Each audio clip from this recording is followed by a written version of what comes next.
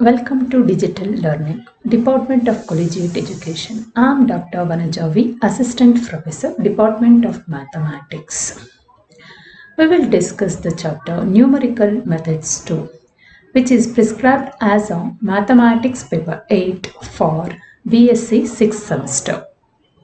We have some limitations of analytical and graphical methods to solve some problems. In such cases, we adopt numerical methods. Numerical methods are the mathematical tool designed to solve numerical problems. It provides various techniques to find approximate solution to difficult problems using only the simplest operations. Numerical methods are easily adaptable to solve problems using computers as they involve a set of sequential steps. These methods help constructive proof of the existence of a solution to a problem not only shows that the solution exists but also describes how a solution may be determined. So in this numerical methods, we can get the solution for different problems. For example, if you want to find a root of an equation f of x is equal to 0, we'll apply some numerical methods, and we want to solve a system of linear and non-linear equations, we'll adopt some other numerical methods, and if you want to get the eigenvalues, we'll apply other numerical methods. In this particular chapter, we are going to learn few of the numerical methods. In that, how to find a root of an equation using some numerical methods we will learn. To find the root of an equation of the form f of x is equal to 0, the function f of x can be written in the form of a0 x to the power n plus a1 x to the power of n minus 1 plus a2 x to the power of n minus 2 up to an x to the power of 0, that is in the descending order of a power of x. This equation we can call it as a polynomial equation of degree n, where n is a positive integer and the coefficients of algebraic term x, that is a0, a1, a2, n, are constants. To get an equation, the highest degree of that expression coefficient which is not equal to 0. In that case, to find the value of x, we have to treat the function f of x equals to 0. If the equation has nth degree, so we will get n roots for that particular equation. So in f of x is equal to 0, the function which may involve only the x terms, that is the algebraic terms, that equation we can call it as an algebraic equation. Along with the algebraic terms, if equation involves logarithmic, exponential or trigonometric function, then such type of equations we call it as a transcendental equations. For example, here I have listed some algebraic equations. The first equation we can just observe here, x plus 3 is equal to 0, and here the root of this equation is minus 3, and here the degree of the equation is 1. So the degree of the equation is 1, the root is also 1 root we will get. And so the next expression we are having, x square minus 5x plus 6 is equal to 0, which is a quadratic equation we already learnt in our lower classes, and we can apply different methods to solve this particular equation. That may be a factorization method, formula method, and squaring both sides. That method also we can use it. That we can call it as a Sridhara's method, our great Indian mathematician. And in this case, the power of this expression or degree is 2. So we used to get 2 roots. And we know how to analyze the roots also. The two roots may be real and distinct, or they may be real and imaginary, real and equal, and purely imaginary. That depends upon the discriminant of that particular expression. But in this equation, the roots are very simple. Using the factorization method, we can get the roots.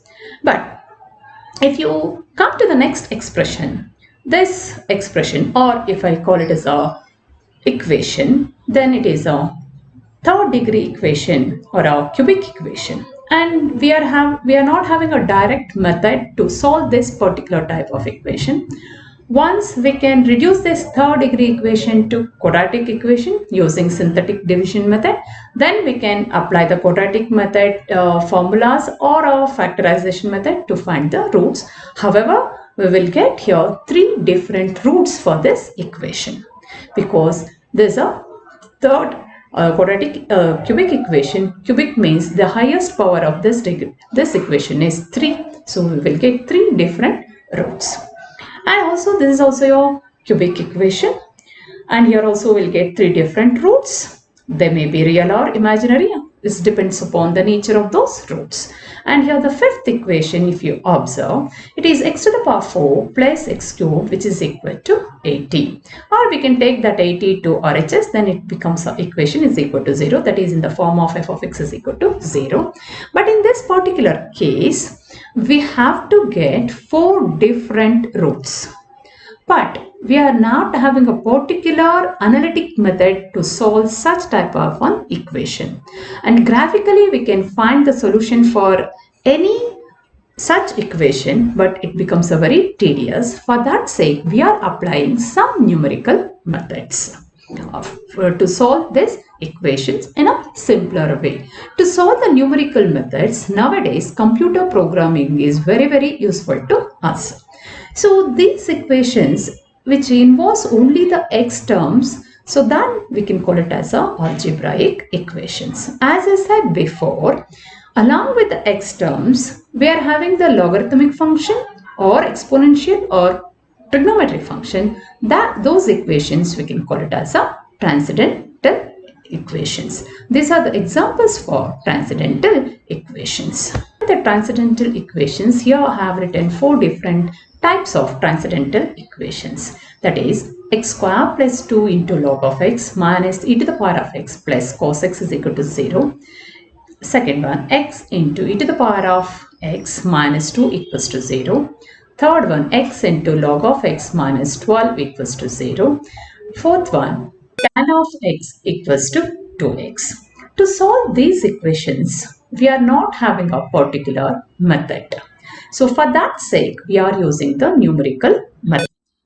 But here, as we said in the polynomial degree or polynomial of degree of n equations, we'll get n number of degrees. But here, the roots of these equations are not depending upon the degree of the equation. Here we can get the real roots or imaginary roots. It's depend upon the nature of that particular equation because it is a transcendental equation. That's why we can give a note. A transcendental equation may have a finite or an infinite number of real roots and may have no real roots at all. So to apply the numerical methods, we have to understand some procedures. That is, the roots, we are considering the same repeated roots for the next steps. That process we can call it as a iteration process. That is, numerical methods of finding approximate roots of the given equation is an iterative type of process known as iteration process. In each step, the result of the previous step is used and the process is carried out till we get the desired degree of accuracy. Another term we have to understand here, that is initial approximations. The initial approximations to the root are often known from the physical consideration of the problem. Otherwise, graphical methods are generally used to obtain initial approximations to the root. Since the value of x at which the graph of y is equal to f of x intersects the x-axis gives the root of f of x equals to 0. Any value in the neighborhood of this point may be taken as an initial approximation to the root. Another commonly used method to obtain the initial approximation to the root is based upon the intermediate value theorem or intermediate fundamental property.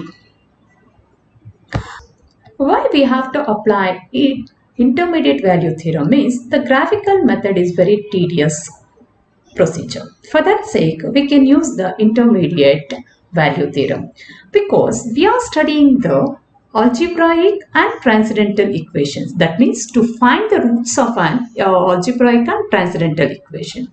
So for that sake, any algebraic equation of any degree, it is a differential equation, a differential function, and also all the transcendental equations are differential. We are having the term every differential function is a continuous function within the given interval. So based on that, and we are having some little procedure, we can use this mean value theorem. That is, if f of x is a continuous function on some closed interval a comma b, and f of a, product of f of b, is less than 0, then the equation f of x is equal to 0 has at least one real root or an odd number of real roots in the interval a comma b. Because we are aware of real root as well as imaginary root, at least we have to get one real root within that interval. So we are having the option to get the interval for the given equation by trial and error method. So geometrically, the property means that the graph y is equal to f of x intersects the x-axis at least at one point x0 that lies between a and b, which is real root of f of x is equal to 0.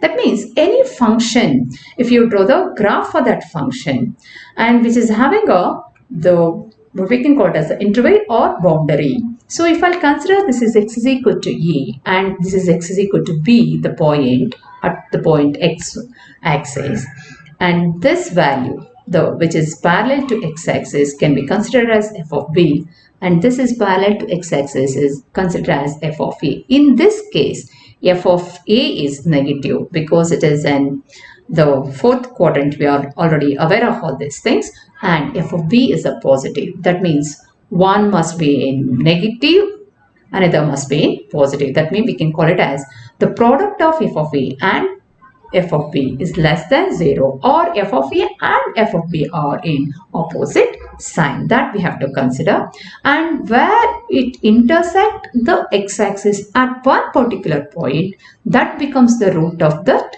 given equation. If it is not possible, then we can apply the numerical methods.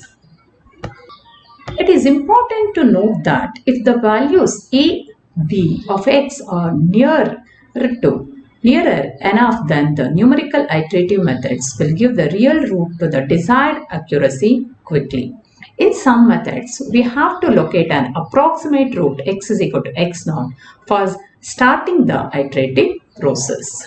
In which case, if the magnitude says f of a is nearer to 0 compared to f of b, we prefer to take x is equal to x0, which is equal to a, as in the initial approximation.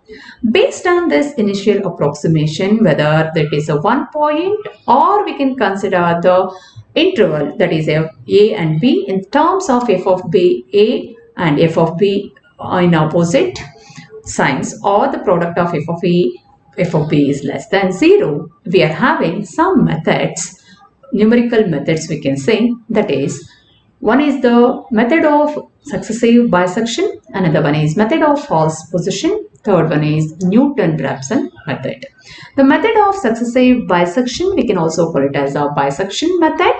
The method of false position, we can call it as a regular falsy method, and the third one, Newton-Raphson method. What is this method of successive bisection? The bisection is nothing but we have to divide the one interval equally two parts. Again, that interval, if I consider the one particular part, again that divides into two parts. It's nothing but bisecting the each interval in particularly exactly of a way. So how to express this one in a graphical method is explained here.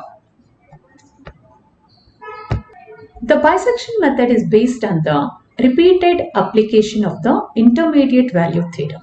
The method consists of locating the root of the equation f of x is equal to 0 between the interval a and b, and here we have to check that a must be less than b.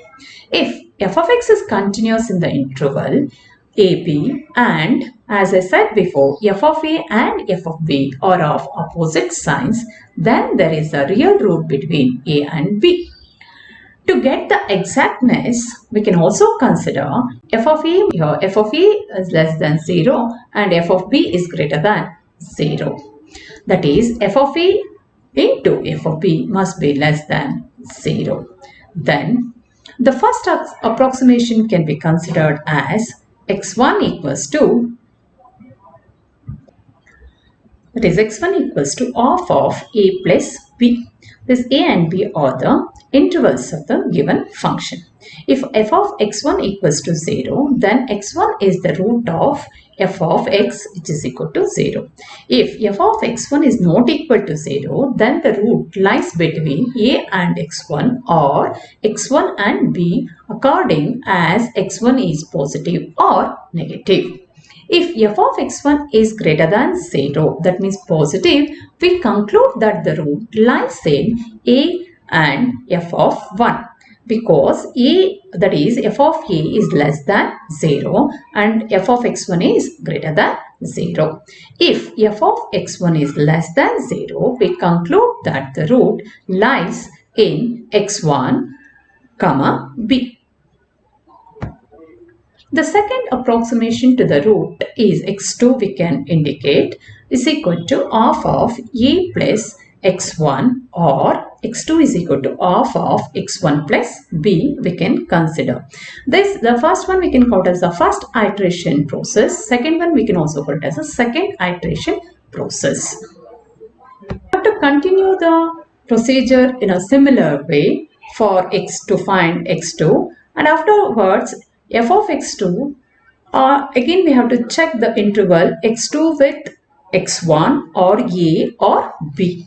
So this is the continuation process. That's the process we call it as the iterative process, so that we can do it till to get a desired accuracy. Then our question is, when we can stop this method or procedure. That means two consecutive values of x must be the same when approximated to a specific decimal place, whether it is a third decimal place or fourth decimal place or fifth decimal place. Then only if we get the two successive or we got a consecutive values of x are same, then we can stop this procedure. This is the methodology to get the numerical methods, that is bisection method. Bisection method is one of the numerical methods to get a root of an equation f of x is equal to 0. So we'll do the problems related to this method in the next session. Thank you.